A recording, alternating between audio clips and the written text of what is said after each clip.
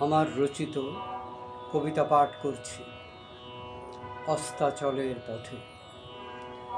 সময় এসে গেছে একা পথ চলার, সময় এসে গেছে অস্তাচলের পথে হাঁটার।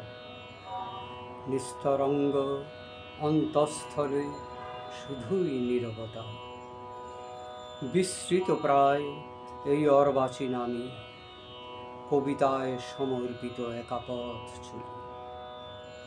অন্তর্গহীনে অনুরণিত হয় শত গানের কলি, নিঃস্বর কণ্ঠ আবেগে মথিত কবি প্রাণ।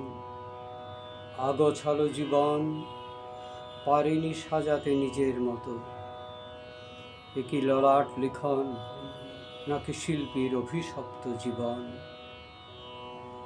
হলুদ পাতা বোঁটা থেকে খসে পড়ে নিঃশব্দে, ফোটে না ফুল নতুন করে সূর্যের পানে চেয়ে।